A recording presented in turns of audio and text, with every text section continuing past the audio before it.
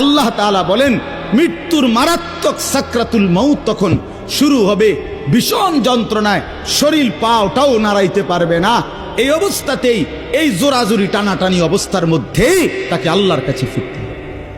এবার আল্লাহ শেষ কথা বলে, এবার শুনো বান্দা, এই নাফরমানের মৃত্যু যন্ত্রণা এতটা ভয়ানক কেন হলো এই লোকটার?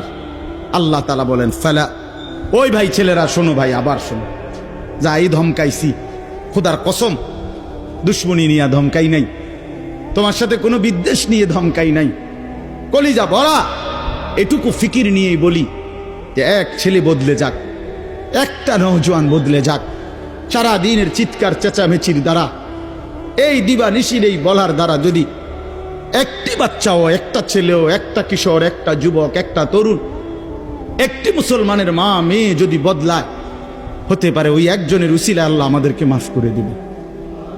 এই আশায় ভাইয়া, এই আশায় যুবক ভাইয়া, তোমরা ইসলামের দিকে ফেরা দরকার, তোমরা আল্লাহর দিকে ফেরা দরকার।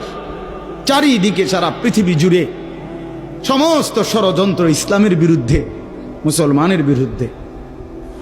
তোমরা দেখছো ভাইয়া, গাজার মধ্যে মুসলমানের রক্তে ভাসতেছে, ফিলিস্তিনে মুসলমানের রক্তে ভাসছে, আজ আবার লেবাননে মুসলমানের রক্তে জমিন ভেসে গেছে।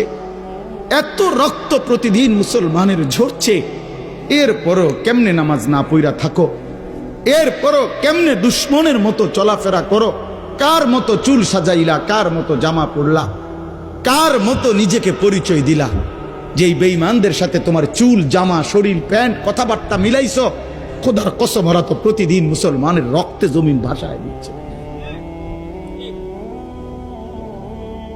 প্রতিদিন ভাসা।